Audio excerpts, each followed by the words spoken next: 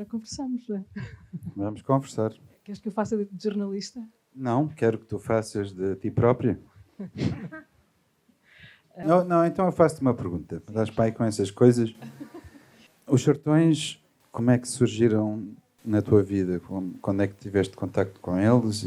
Surgiram há alguns anos, numa altura em que em Portugal foi lançada uma coleção muito importante de literatura brasileira, chamava-se Curso Breve de Literatura Brasileira, e foi editado por um editor português que faleceu recentemente, há 2 anos, chamado André Jorge, que na Cotovia, uma editora portuguesa chamada Cotovia, que dedicou muita atenção à literatura brasileira a clássica e a mais contemporânea. E na altura ele falou-me de muitos... Ele apresentou-me muitos autores, foi-me apresentando muitos autores brasileiros. Eu nunca tinha lido a literatura brasileira quando era miúda, as coisas que estavam lá por casa, algum Jorge Amado, aqueles livros que estavam perdidos nas bibliotecas e nós todos íamos lendo, mais ou menos sem grande critério, mas que foram marcantes. E depois o André Jorge foi quem me fez uma espécie de curso intensivo de literatura brasileira, e um dos livros que ele me indicou como, olha, tens que ler isto, foi Os Sertões. Em que lugar é que aparecia na lista Os Sertões? Estava número 1, número 2, número 3? Não me lembro, eu sou péssima a decorar números e títulos, mas leste Os Sertões antes ou depois do Grandes Sertões Veredas? Li Os Sertões antes dos Grandes Sertões Veredas, sim. E não foi fácil entrar no Grandes Sertões Veredas. E li Os Sertões, e consigo ler outra coisa, li Os Sertões depois de ter lido um livro que eu adorei e que não me esqueço nunca mais, e que acho que é um dos grandes livros da literatura brasileira, que é um livro chamado A Menina Morta, do Cornélio Pena. Não sei se alguém aqui sabe do que é que eu estou a falar. Alguém sabe? Sim. É para mim um dos grandes livros da literatura brasileira e nunca mais me esqueci dele. E esse livro foi uma espécie de incentivo a tentar ler outras coisas que eu achava que podiam ser datadas e que eu fui repescar. Portanto, quando li Os Sertões foi-me difícil perceber o que era aquilo. Os Sertões ou o Guimarães Rosa? Os Sertões. Os Sertões. Isto era o quê? Era ficção, não era ficção? Isto era reportagem, não era só reportagem? Isto tinha ali um narrador muito presente, mas que era um narrador que não era interventivo, era interveniente na história, mas também não era interveniente. Foi-me difícil perceber aquilo. E se calhar por não ser brasileira, nem estar muito dentro da história do Brasil. E agora, voltando a este livro, tanto tempo depois, relendo, e eu acho que só percebi melhor o que eram os sertões depois de ter estado em Canudos e perceber quem tinha sido a figura do António Conselheiro e a relação que as pessoas de Canudos têm com aquela figura. Não sei se isso te aconteceu a ti também, essa relação diferente, que é ler um livro e depois estar em contacto direto com a atmosfera que originou o livro. Sendo que no caso dos sertões há esta grande divisão entre os euclidianos e os conselheiristas, não é? Sim, sim. Então, eu vou dizer uma coisa, talvez seja, não sei se é polémica ou não, mas se for polémica, eu consigo viver com ela, que é, no meio dessa guerra entre um olhar sobre o que se passou em Canudos, o massacre em Canudos, e aquilo que escreveu, a visão do Euclides da Cunha nos Sertões, há uma espécie, nessa guerra que eu fui começando a perceber entre conselheiristas e euclidianos, houve uma coisa que eu percebi que é todo esse, um lado e outro, quer tentar impor a boa imagem. A boa imagem é a imagem única. E eu acho que os conselheiristas têm razões de queixa relativamente a como o Canudos foi visto pós-Sertões. E eu acho que os euclidianos têm toda a razão em defender o livro do Euclides como uma das obras máximas escritas em língua portuguesa de sempre, não é? E, portanto, há razão dos dois lados. A boa imagem tem um problema, é que é uma imagem única. A boa imagem. Ora, eu acho que nunca não há a boa imagem. Aliás, eu acho que um dos problemas do Brasil, digo eu que estou de fora, é que há uma luta pela boa imagem, pela imagem única. E isso sim é que é totalitarismo. Ou seja, há sempre várias imagens, há sempre uma ambiguidade, há sempre... é impossível haver uma visão completamente a preto ou a branco.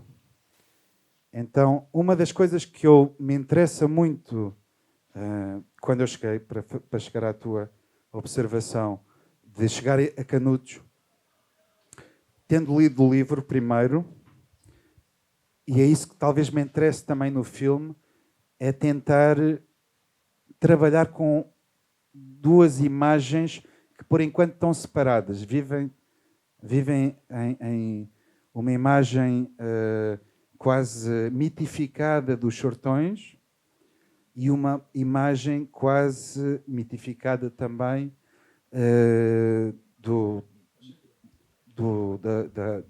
que se passou em Canudos e da figura do António Conselheiro. Eu não sei quem foi o António Conselheiro. O Euclides diz que ele foi louco e que foi... Eu não sei se foi ou não foi. Eu acho que dá para agarrar os Chortões e fazer dele uma bandeira, um estandarte. Usá-lo como símbolo de... Porque os Chortões, de facto, é central, é uma peça central na história do Brasil, não é? Logo a seguir à República, e então dá para pegar nele pelo lado social marxista, dá para pegar nele como fenómeno religioso, dá para fazer tudo com os Chortões. Mas eu acho que os Chortões não é exclusivo de ninguém. Não é exclusivo de ninguém. Eu tenho uma vantagem, sou português. Portanto, eu estou de fora. E dá para ter disponibilidade para incorporar Canudos nos Chortões do Euclides, mas para continuar a ter o Euclides. Então, mas eu percebo isso que estás a dizer da chegada a Canudos e de... Sim, e eu acho que queria só sublinhar esse aspecto, que é o facto de ser estrangeira, aqui se calhar ajudar um bocadinho, não sei se ajuda, se não ajuda, mas há uma visão menos apaixonada. Eu não sou nem euclidiana, nem conselheirista, e eu não quero ter, não estou interessada, nem é uma questão de interesse, eu não tomo partido. Eu estou mais interessada em entender aquele fenómeno, o que é que aconteceu ali. E nisso eu acho que os Sertões podem ser quase uma lição para nós conseguirmos tentar olhar para os dois lados e tentar perceber que quem estava de um lado tinha as suas razões, quem estava do outro tinha outras razões. E a paixão pode levar às obsessões mais... As opções, a opção extremo são a mesma coisa. Mas quando as pessoas de Canudos me estão a falar de um António Conselheiro mitificado, uma figura messiânica, que depois pode ser levada para tentarmos entender um bocadinho o que é a identidade do Brasil, se calhar sempre à espera de uma tal figura messiânica, as várias figuras que vão aparecendo por aí, e depois um escritor que, por outro lado, está a tentar entender aquele fenómeno, a explicá-lo, a interpretá-lo, a traduzi-lo, mas que está a traduzi-lo tendo uma circunstância que é a dele, que é um republicano convicto, que não está a olhar para aquele fenómeno inocentemente, como que se calhar é impossível nós, vivendo num tempo, estar a escrever sobre aquele tempo de uma forma isenta nesse tempo. Portanto, perceber o modo como o Euclides da Cunha escreveu sobre aquele fenómeno vindo de onde veio, e, por outro lado, aquelas pessoas, que eram as pessoas mais... viviam na extrema pobreza, verem naquele homem que lhes prometia uma salvação, e se calhar acreditava nela, e seguirem-no e acreditarem naquilo como uma verdade. E estar longe disto, se calhar, o facto de ser estrangeiro, permite criar aqui uma distância confortável que depois também não é assim tão confortável quando estamos a escrever ou a fazer um filme, como é o teu caso, para ser um texto para ser lido e um filme para ser visto por pessoas que têm as suas paixões também, não é?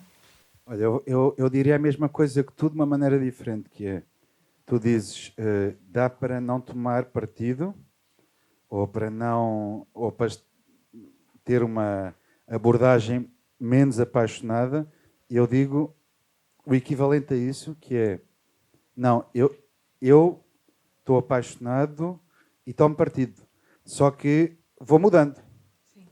E vou mudando de partido consoante a circunstância, e essa flutuação, essa ambiguidade, eu acho que tem a ver, de facto, com o Euclides da Cunha.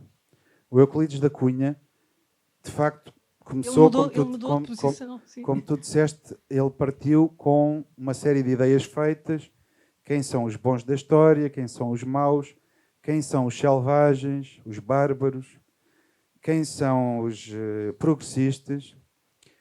Mas ele depois, há aqui uma coisa só que eu não concordo, que é, depois diz, ele mudou de posição. Ele não mudou de posição, ele incorporou, foi outra. Ou seja, ele não passou a achar que afinal os bons eram os outros e os maus. É mais complexo que isso. Ou seja, ele não acha no final, eu acho, se ele quisesse, ele escreveu Os Sertões 5 anos depois do final da guerra, não é? Se ele quisesse, se ele tivesse completamente invertido a posição, ele não escrevia o que escreveu a propósito do conselheiro. O que eu acho é que ele englobou, incorporou um outro olhar, mantendo o primeiro.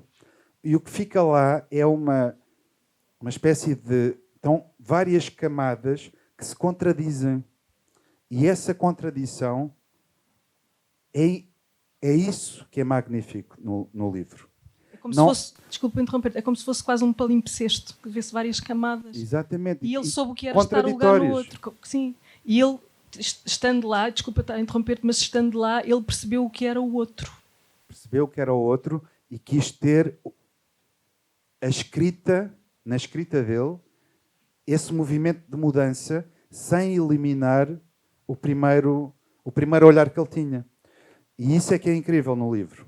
É muito raro haver algo assim, com este movimento em que se sente que alguém está a mudar de opinião, mas que não inverte completamente os dados. Ou seja, mantém o primeiro olhar e junta a esse um segundo olhar. E, portanto, esse movimento, qualquer coisa, um olhar que está em transformação, eu acho que isso sim é uma grande lição não só para o Brasil hoje, eu acho que para o mundo. Eu, por exemplo, decidi fazer Os Sertões, ou tentar fazer Os Sertões, espero que em janeiro arranje uma casinha em Canudos para ficar, para morar lá e ficar lá vários meses até filmar Os Sertões. Mas essa ida para Canudos, de repente perdi-me. Mas eu gostava... Nós conversámos um bocadinho antes de eu escrever um texto onde tento pôr estas impressões sobre Canudos e como é que Canudos pode ser interpretado hoje, não só no Brasil, mas a nível global. Os Canudos e este livro, Os Sertões, a complexidade deste livro, a complexidade de vozes que aparecem aqui, que mostram essa diversidade essa diversidade que eu acho que este livro contempla, que é não só a diversidade, a polifonia, mas a diversidade de coisas que passa para a cabeça de uma pessoa quando vive quando é testemunha de uma guerra como esta. E eu perguntava-te como é que tu esperavas filmar esta guerra. E tu falaste-me da geografia, tentar filmar a natureza. E como é que se pode contar Canudos a partir da natureza? Pronto, vais-me lembrar dessa pergunta, porque eu, entanto, lembrei-me do que eu estava a dizer. é assim comigo. Eu sou um português lento. E pronto. Então, eu estava a dizer que tomei a decisão de fazer os Sertões porque os Sertões também é um balanço civilizacional no tempo do Euclides da Cunha, não é? É um balanço sobre o Brasil. Qual é o estado de civilização do país neste momento em que eu escrevo? Eu olhei para os Sertões e disse: há muita coisa que não mudou hoje, passado 120 anos. Isto não é um balanço civilizacional do Brasil. Isto é um balanço civilizacional do mundo hoje, da Europa, da América. Então, pronto, foi por isso que pensei, o que é que podemos filmar hoje em dia para falar um bocado sobre o estado do mundo, sobre os nossos dias, sobre o nosso tempo.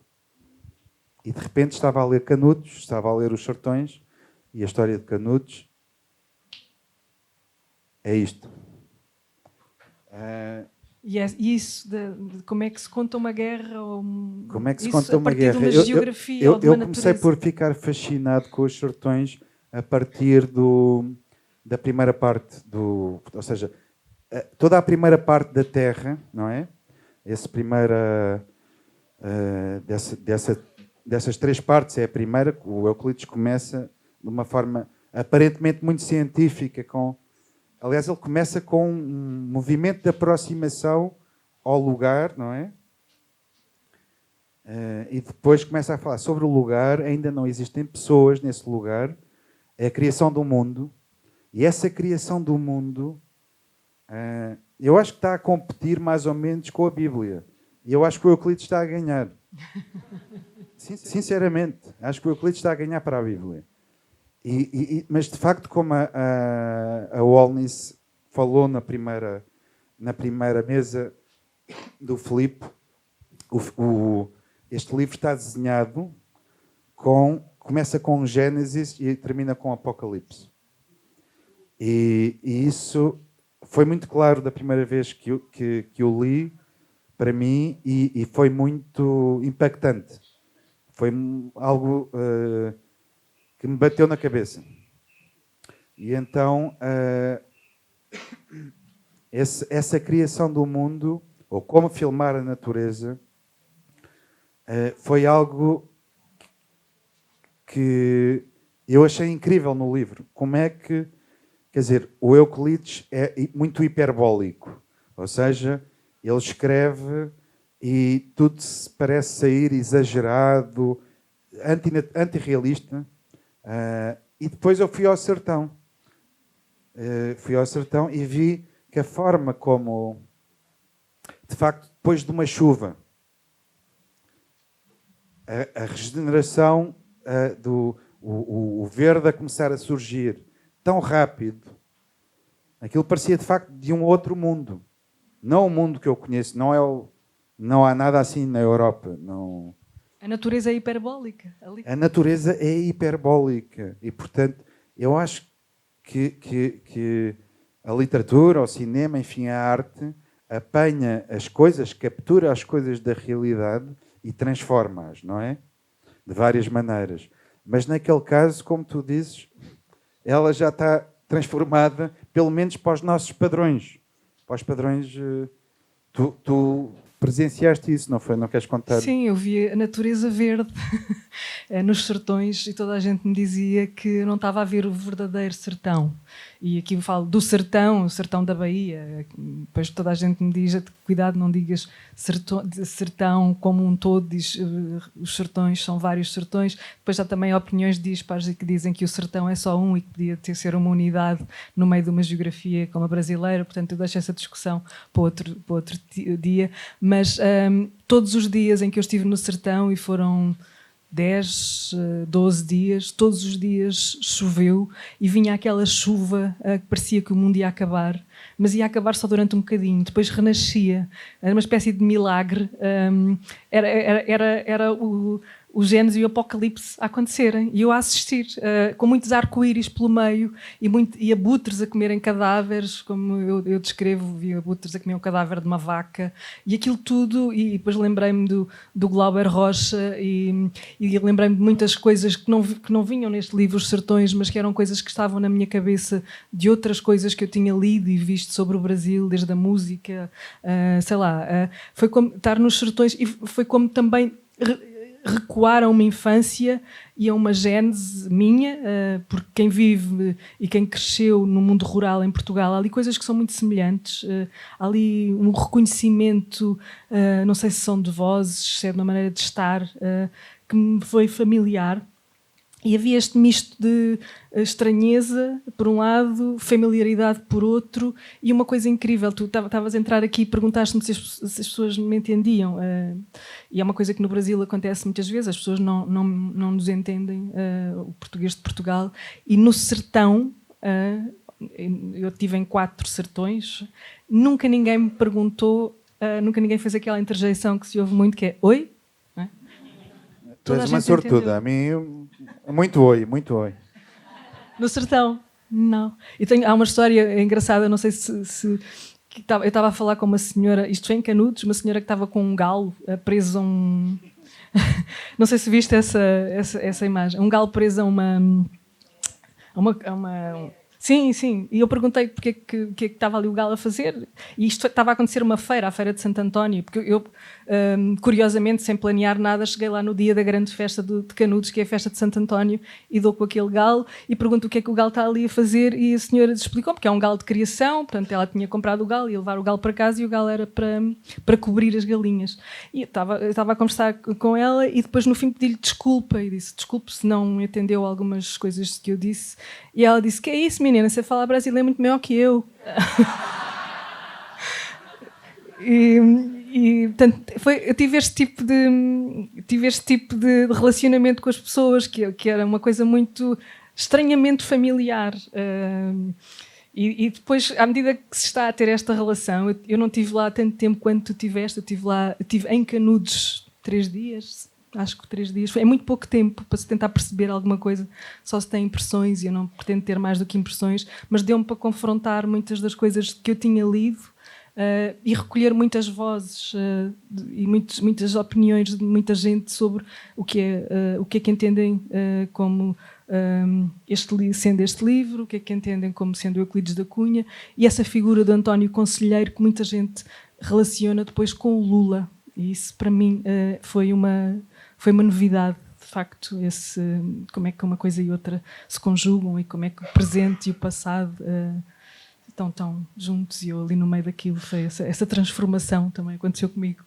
Não, mas de facto o António Conselheiro terminou sendo um grande líder político. O António Conselheiro foi um grande líder político.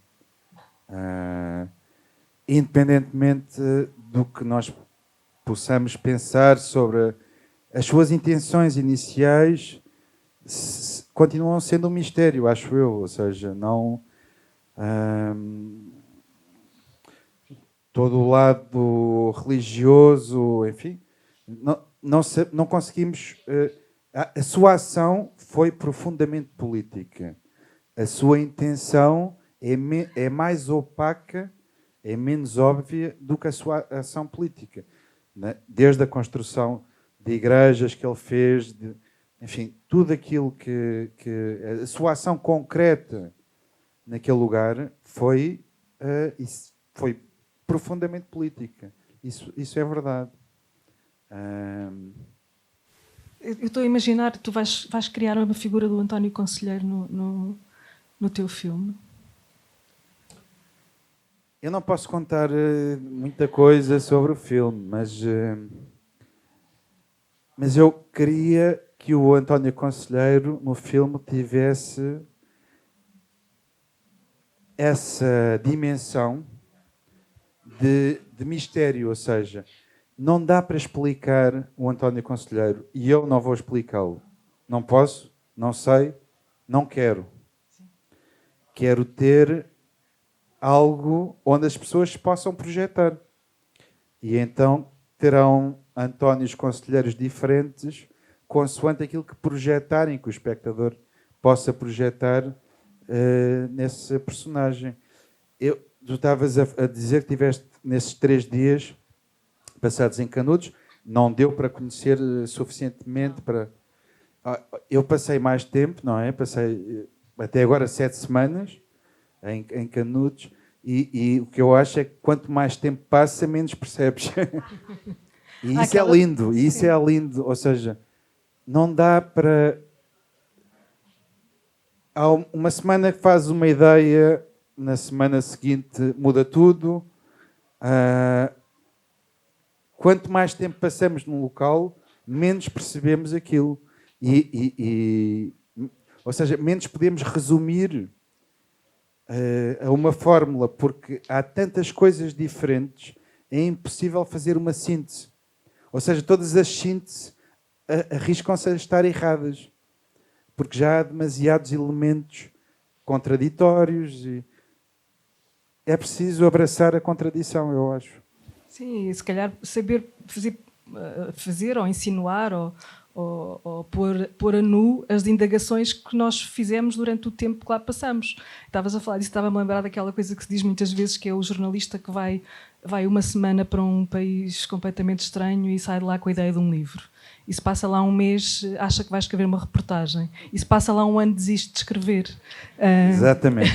Portanto, porque as coisas complicam-se. E quando se complicam, tudo muda, não é? E porque é que nós não escrevemos... Porque é que nós não escrevemos, ou porque é que não fazes, ou porque é que eu não faço também uma escrita sobre as mitologias do nosso próprio país, não é? Se calhar porque estamos demasiado metidos nelas e não sabemos muito bem lidar com isso. Brasileiros, venham todos para Portugal e filmem e escrevam livros sobre Portugal, para ver se a gente percebe aquilo. Sempre. É complicado.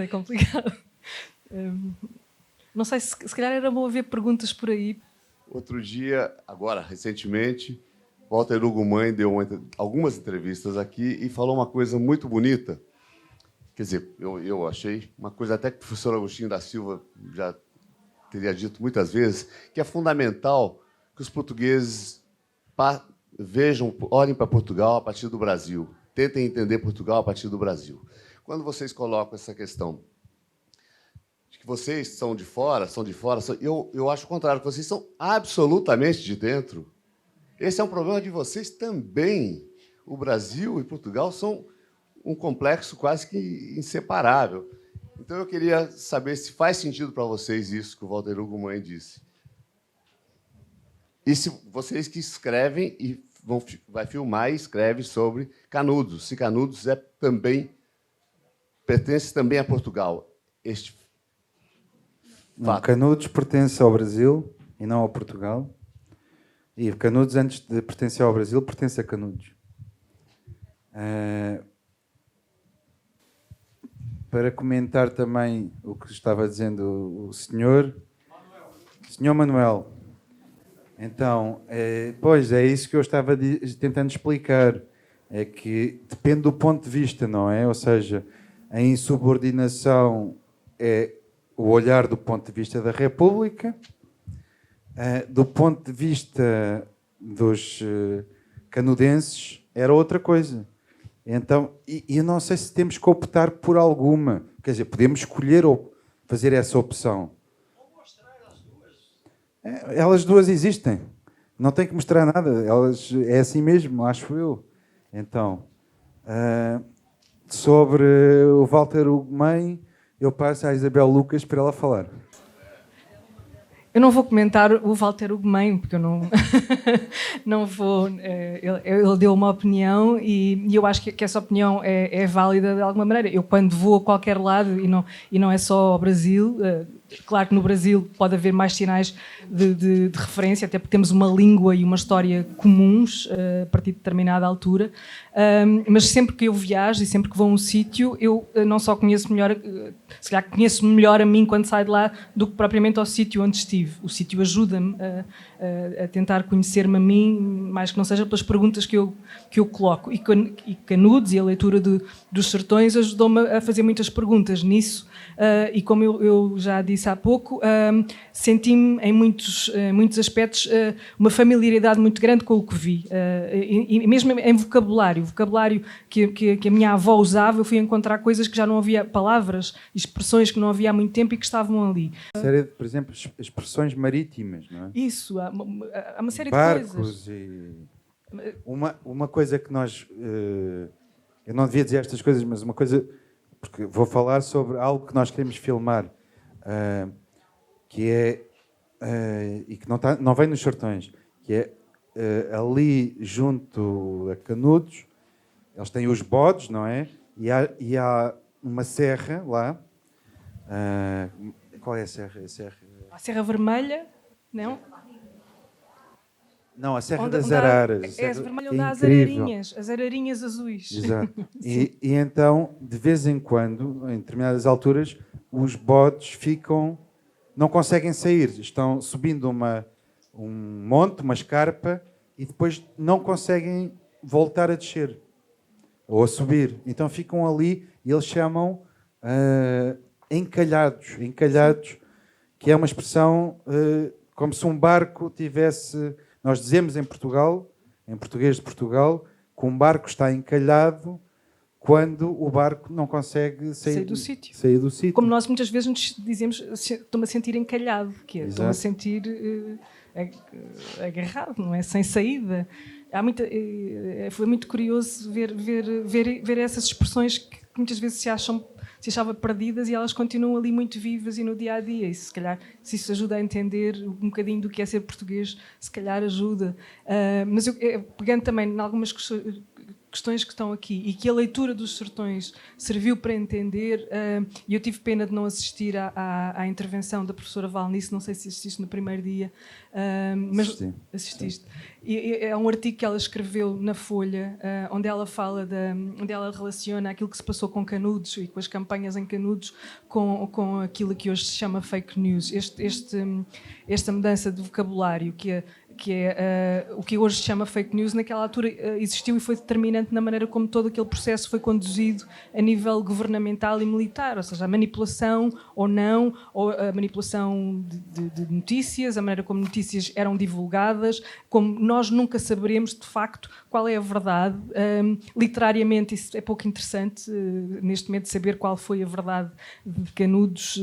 Para mim interessa-me este lado literário, que foi como o Euclides da Cunha põe neste livro essa coisa que continua absolutamente contemporânea, que é a maneira como nós, dependendo do lado onde estamos, temos as nossas versões e escolhemos as nossas versões de uma história. E ele, nessa coisa que se calhar é de facto um palimpsesto, põe isso a nu. E está essa complexidade. E quando vamos falar com as pessoas de lá e ouvimos aquelas vozes todas, eu não ouvi arrogância da parte das pessoas, eu ouvi elas quase como a interpelarem-nos, a interpelarem-me e as pessoas que estavam comigo, para que nós lhes dessemos alguma, não é razão, mas quando elas estão a defender o António Conselheiro, elas perguntavam, ele era um homem bom, não é? Como se quisessem uma legitimação daquela crença que eles têm, como os euclidianos dirão de outra maneira. O Euclides da Cunha era um grande escritor, não era?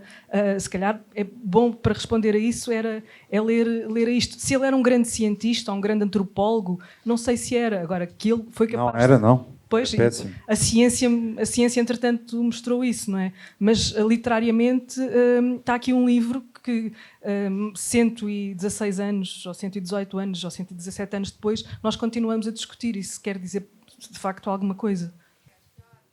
Se eu conheço o livro do Vargas Llosa, eu nunca li o livro do Vargas Llosa, tenho lá em minha casa, e abri o livro, li assim umas páginas, vi os diálogos, aquele discurso direto, os personagens, e decidi não ler mais.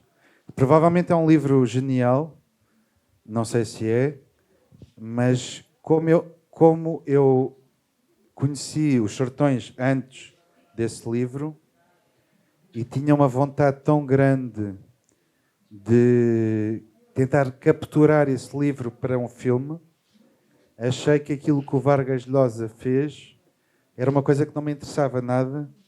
Inventar, pôr aquela gente toda a falar em discurso direto, diálogos uns com os outros, isso não me interessava nada. Então, acabei por não ler o livro. Provavelmente injustamente, mas como o meu contacto foi com os sertões, achei que esse livro surgindo dos sertões era um livro que não me interessava nada. Por exemplo, eu vou fazer um filme a partir dos sertões.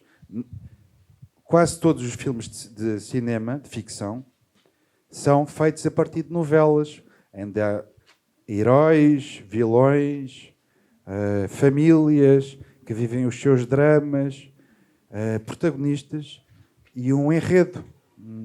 Há um enredo. E não é isso que se passa nos sertões. E é por isso que eu quero adaptar os sertões.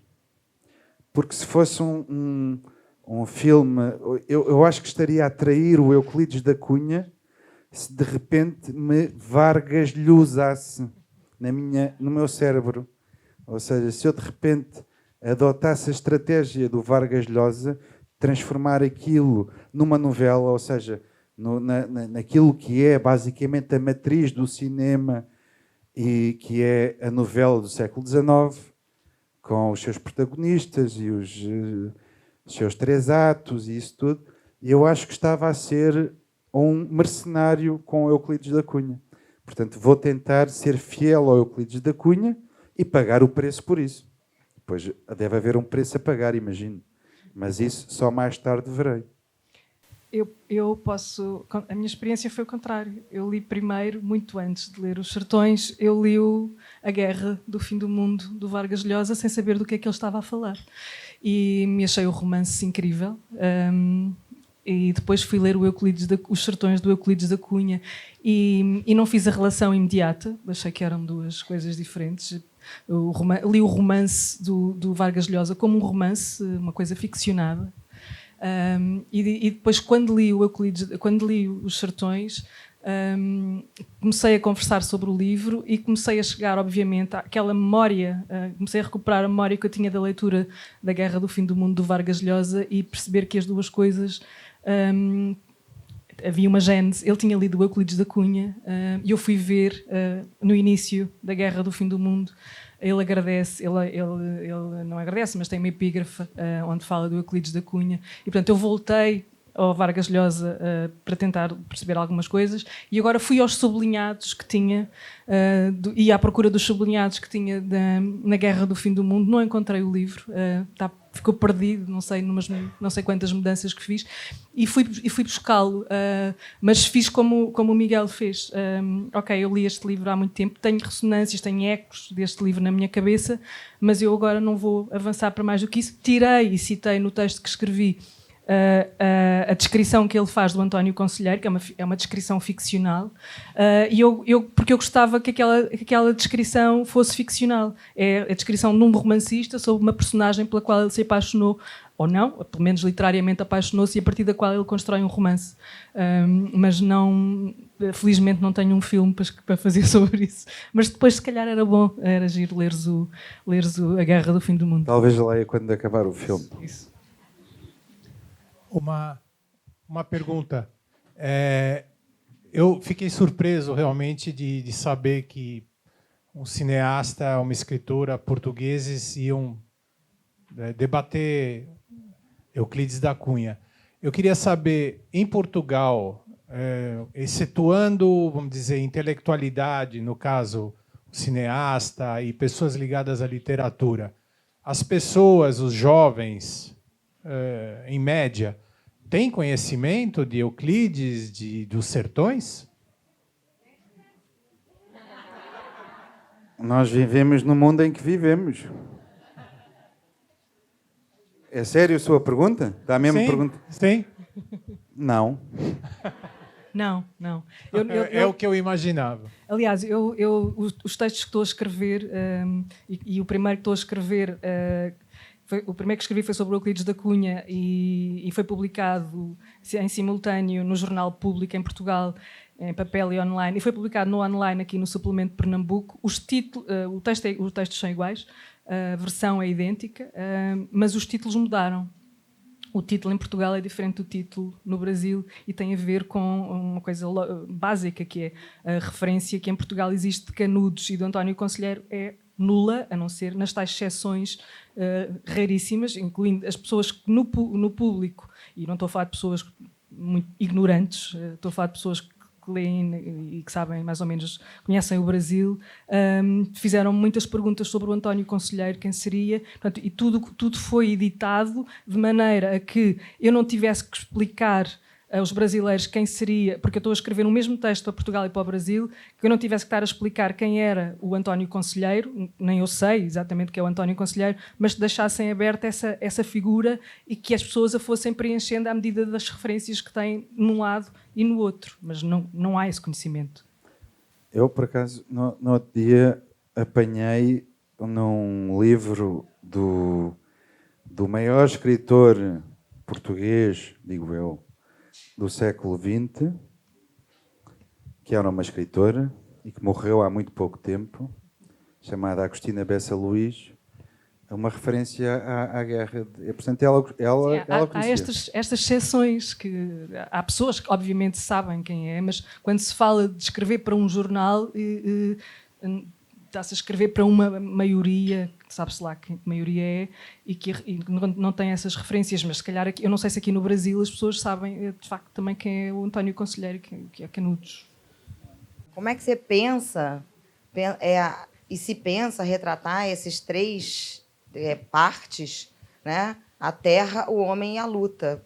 Porque, enfim, na minha ignorância a respeito de como se faz um filme, a luta talvez seja possível imaginar, mas como aquela descrição que o Euclides faz de a terra e o homem, né, pode ser traduzida num filme.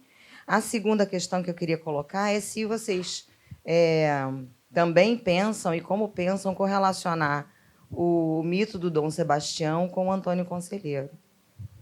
E, em terceiro lugar, diz-se, uma das leituras correntes, é que há no Euclides uma virada nos sertões com relação ao que ele pensava de Canudos, inclusive num artigo que ele escreve antes de ir, que chama A Nova Vendéia, né? E que ele faz, então, uma virada, e queria saber também se vocês consideram isso e qual é a interpretação que vocês têm desses dois momentos do Euclides.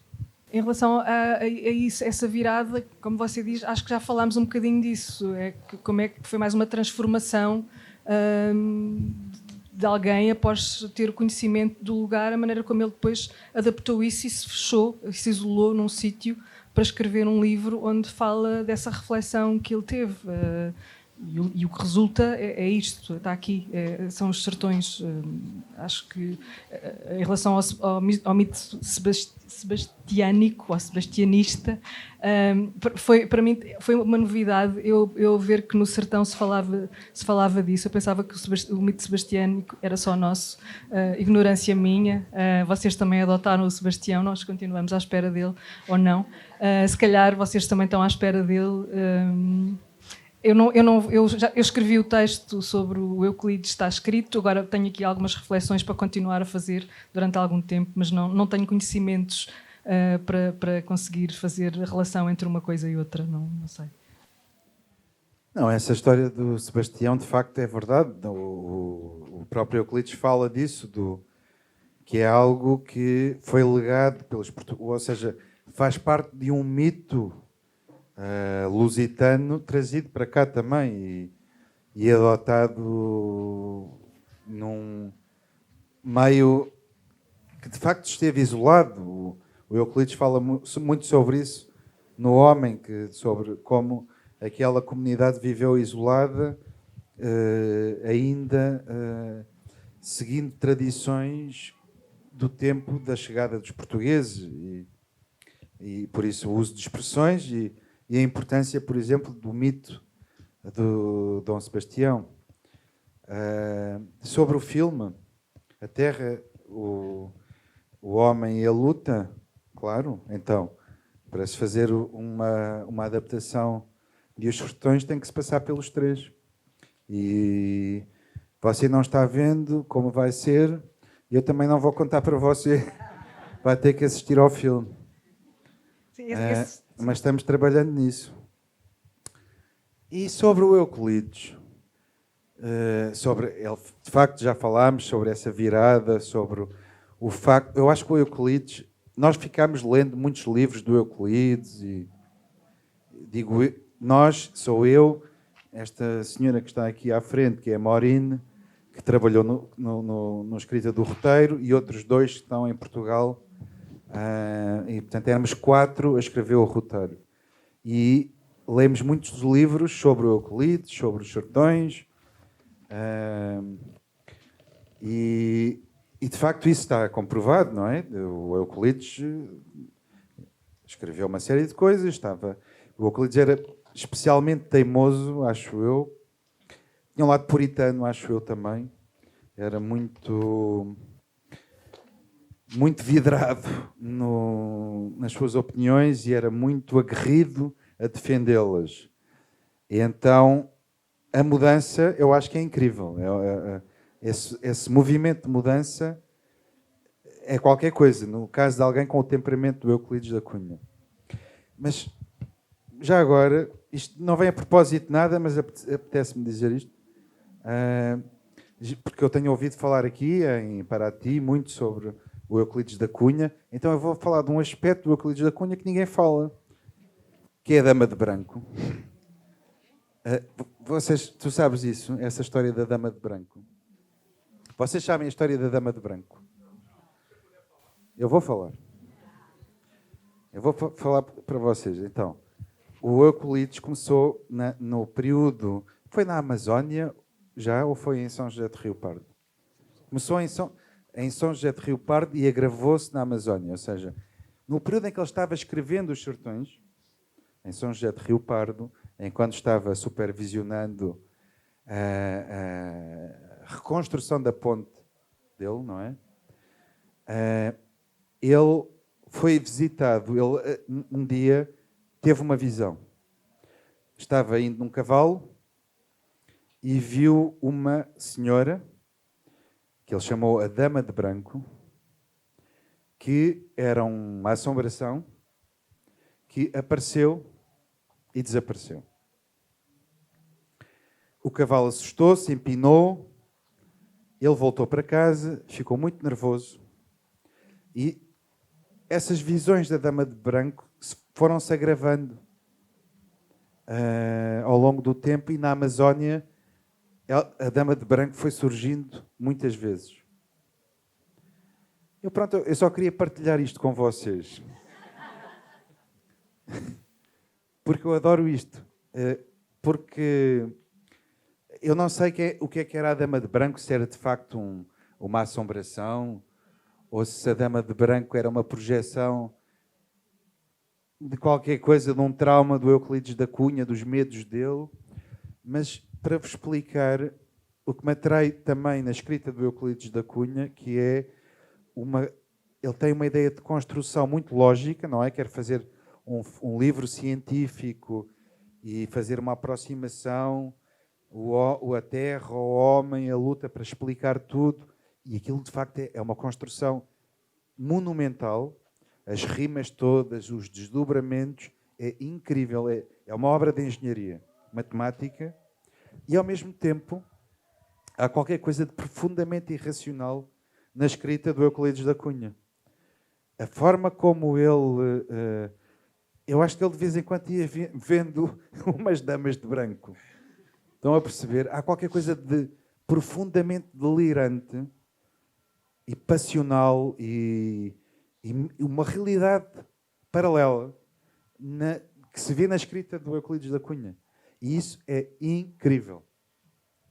É por isso que eu quero fazer este filme também. Isso parece uma aproximação ao António Conselheiro. Eles tinham um misticismo. Mas isso também já foi bastante estudado. Exato. Sim, eu não estou aqui essa relação quase de gêmeos, de um como projeção do outro, não é? Mesmo relativamente à história das mulheres, a relação que eles tiveram com as Dramática suas e mulheres. trágica, sim. E, portanto, há todo esse também. Falavas desse encerramento, ou seja, como é que um território está encerrado e mantém-se e guarda coisas que nós pensávamos que já não existissem. E os sertões parecem esse tipo de território devido à pobreza e ao isolamento em que tem vivido ao longo destes séculos, consegue guardar esse imaginário, e por isso eu há bocadinho falava um bocadinho na brincadeira sobre o Sebastião ser só nosso, que há ali parece que há um reduto de uma ancestralidade, não sei se este será o termo, que mantém qualquer coisa que tem a ver com a memória e aquilo que é bom visitar. É bom ir ali para perceber muita coisa sobre o que é ser, se calhar, português e brasileiro e sei lá. Eu saí de lá só senti o vazio quando saí de lá. Senti o vazio de uma maneira muito brutal, quase uma depressão, assim, de repente, abrupta. E se calhar um dia quero lá voltar, não sei quando, mas não foi uma coisa que me fosse indiferente ir ao sertão. Eu saí de lá cheio de compadres e comadres que estão à espera que eu volte, e é em janeiro. E vou para ter com os meus compadres e comadres. Ótimo. Então, mais uma curiosidade, e aí vou pedir para vocês, enfim, darem as palavras finais. Obrigada. Eu fiquei bastante interessado em assistir o filme quando ficar pronto, naturalmente, mas é curiosidade mesmo, se o elenco é um elenco luso-brasileiro, se é só brasileiro. É um elenco exclusivamente canadense. Eu acho que a única maneira de ser fiel precisamente ao homem, à parte do homem, e à terra, é filmar em Canudos. Enfim, em Canudos, hoje, há um açude. Vocês sabem que Canudos, a Canudos da guerra e a Canudos que foi construída depois da guerra, estão debaixo d'água. Em 1969, durante a ditadura militar, depois da primeira Canudos ter sido destruída pelo fogo, a segunda Canudos ficou debaixo d'água. Então há uma terceira Canudos. Agora, eu espero que não lhe aconteça nada, mas nunca se sabe, especialmente nos tempos que correm. Mas nós queremos filmar no mais próximo possível do local onde foi a guerra e queremos filmar com os canudenses. Sim, só para terminar, esta questão que ele fala de Canudos, a primeira ter sido destruída numa espécie de apocalipse, a segunda ter sido destruída pelo dilúvio, não é? Lá estamos novamente na Bíblia, e tudo isto parece que uma e outra destruição tiveram aqui uma intenção que se calhar também já tem sido muito falada, que é a destruição da memória, e não é possível destruir a memória. Os canudenses dizem que se esta Canudos for destruída, eles voltarão a reconstruir Canudos. Portanto, isto também é uma mensagem importante para agora.